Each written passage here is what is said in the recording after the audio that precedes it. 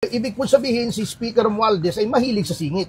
Nung una, ang sana inisip namin, yung violation lang ng revised penal code. Ngayon, may nagsabi na sa dami ng nilabag na batas, bakit hindi natin i-file lahat ng kaso na po pwedeng i-file? Kaya napagdesisyonan ng grupo na pumunta rin dito sa office ng ombudsman upang i-file yung mga kaso na nilabag nila sa anti-graft law. Ano yun exactly, sir? I think Section 3E. Congressman, pwede pa natin mabanggit kung ano-ano po yung mga kaso po na sinampang po natin? Yung una, syempre, yung falsification ng legislative document. Dito naman sa ombudsman, yung violation ng Section 3E kung saan ay sinasabi na kung merong kang ginawa na dihado yung gobyerno, no, at nawalan yung gobyerno, ay po pwede kang kasuhan. Ano ba yung ginawa nilang nagpadihado? Ano yung ugat nito, sir? Yung pagsingit ng, imagine, 241 billion pesos. Ang laking halaga yan. Hindi mo pwedeng sabihin na typographical error yan na kinurek ng technical working group. Mahirap po, ang laki ng amount na involved. Ito ba yung mga blanks? Opo, yan o. Binilang niyo po yun, parang kinumpit na lahat. Marami yung blanco na yon. Ngayon, nung tinignan namin ano yung mga nilagay nila doon sa blanco, tinotal namin, umabot sa 241 billion. Sir, bakit po 12 yung counts ng falsification of legislative documents? Palagay ko, mas magandang sagutin ni Atty. Topacio yan kasi siya naman yung lead counsel. Well, kaya po 12 counts yan, ay 12 times po nilang pinunuan yung mga blanks. Yun po ang inapprove ng BICAM ay 0, nakalagay 0. Dapat po yun, pagdating sa Pangulo, 0 din. Hindi pwedeng palitan yun unless may typographical error, maling spelling, maling formatting, or misspelling. Yun lang po ang kailangan o wrong grammar. Hindi po pwedeng ilagay yung 0, gawin mong 90 billion or 80 billion o kahit 10,000 pesos po. Hindi nyo pwedeng gawin yun, kahit piso nga eh. Basta 0. So 12 times po namin nabilang na meron pong ganong insertion, yung singit, oo. Ibig po sabihin, si Speaker Romualdez ay mahilig sa singit. Hindi totoo. Isipin mo, magbe-break na ho kasi nga para sa kampanya, matatapos na ho sila eh. Tapos hindi pa man lang ito pinaupo kahit sandali. Pambira ka naman, speaker, panayang kuya. Anong ginagawa mo? Tatamad-tamad ka dyan. Anong ginagawa mo dyan? Puro ka pa-cute, puro ka puro ka ganun. Dapat nga inaano mo na ng representante ito kasi parang ganun-ganun ka lang dyan. That grants the Speaker unchecked power to block unauthorized qualified representatives' induction.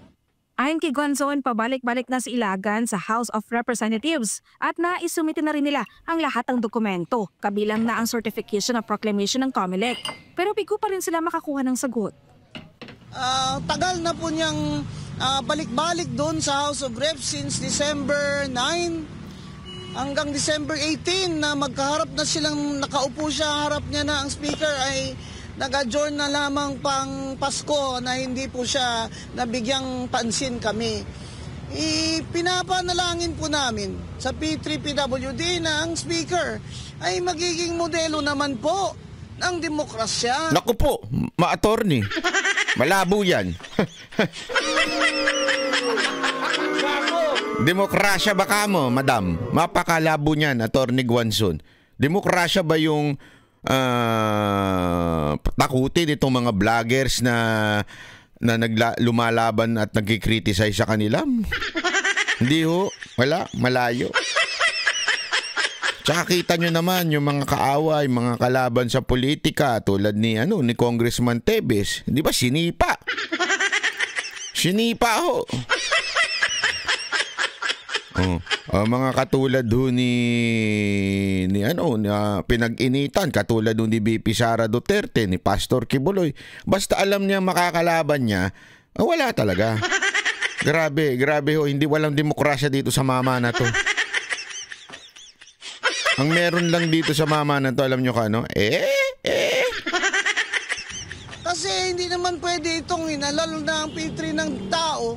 May Supreme Court decision na, may proclamation na sa COMELEC, may oath na for a judge, ay hindi pa rin kami mapaupo.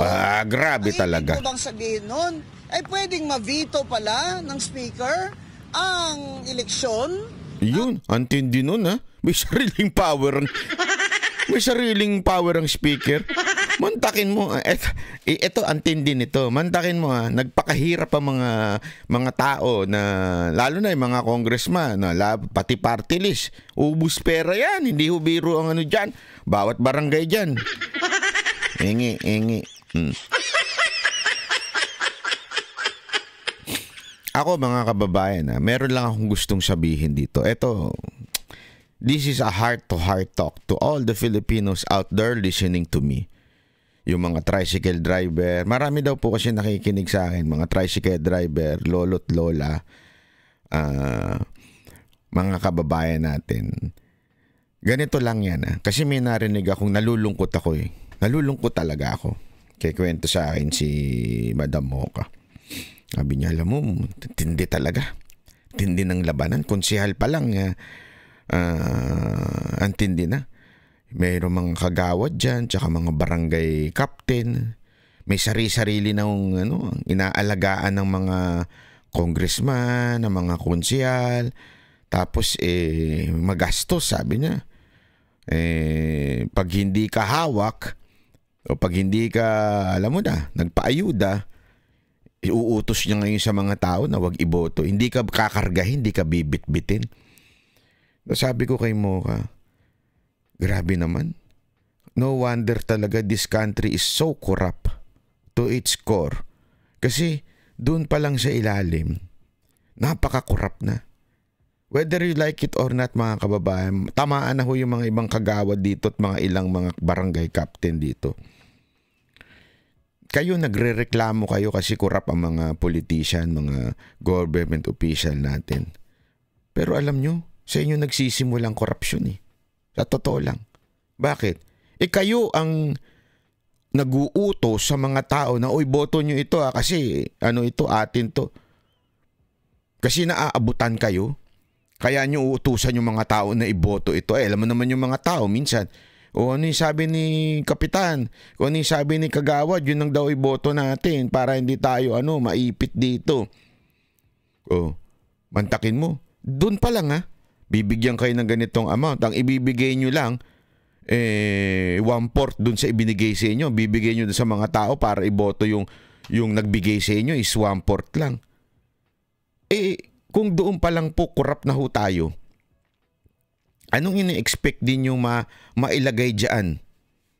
Di ba mga corrupt din? Kasi nagpa-corrupt kayo doon sa tao na yun. Kasi alam mo ito, bakit hindi na nanalo ang mga magagaling na kandidato?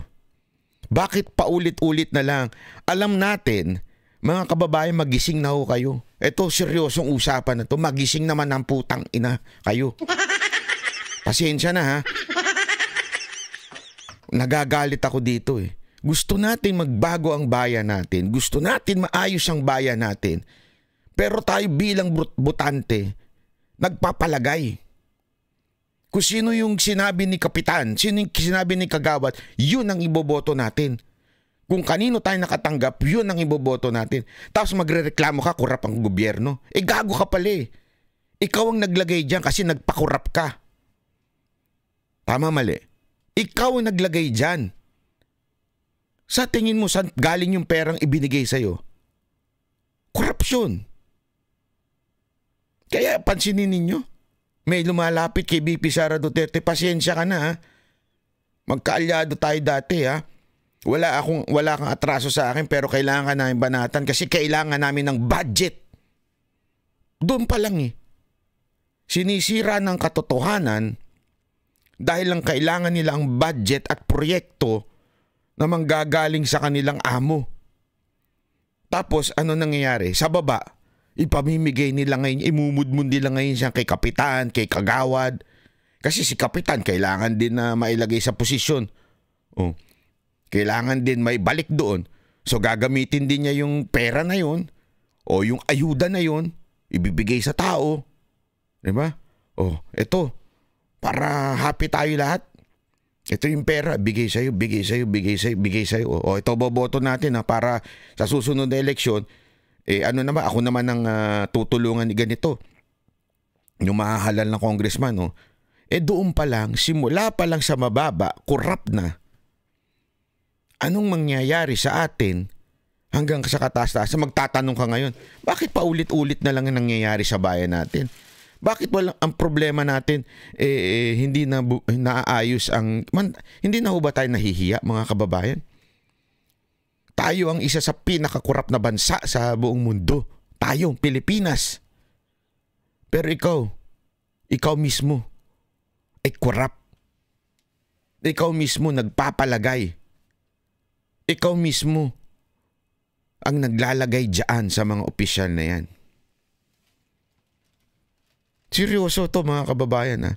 Kaya kayong mga nanonood sa akin, magpipisball, mag-security guard, mga kababayan natin dyan, kung napapakinggan nyo ito, sana naman tanggapin nyo yung pera. Gago, no? Hindi, sana naman tanggapin nyo yung pera, pero iboto nyo yun talagang sa tingin nyo mag-aayos ng bayan nyo. Di naman nila makikita yun. Hindi, totoo po. Yung mga senador, panoorin nyo yung mga lahat ng mga nakikita nyo debate, lahat ng mga nakikita ninyong talakayan, interview ng mga senador, interview ng mga congressman, interview ng mga mayor, interview ng mga konsihal. Lahat po yan. Panoorin ninyo, alamin nyo kung sino yung, ito, okay ito. Maganda talaga ang plataforma niya, may naayos niya itong bayan. Na ito yung mga nagawa niya nung nakaupo siya. Ito, hindi lang binigyan kayo ng pera. Hindi niya trabaho yung magbigay ng pera. Ang trabaho nila maglingkod sa inyo. Tapos, pag natandaan nyo na, okay na yan, tago nyo na yung listahan nyo. Tago kayo ng kode ko dito, lagay nyo dito. Diba? Tago nyo na yung listahan ninyo. Tapos, pag may nagbigay si Kapitan, lang kayo ng Sure, Kapitan. Sure! Sure, kagawad. Sabi mo, yan ay boto. Sige lang. Pero pagdating dun sa magsisign na kayo, magchichik-chik na kayo, kung sino talaga yung napag-aralan ninyo. Kung sino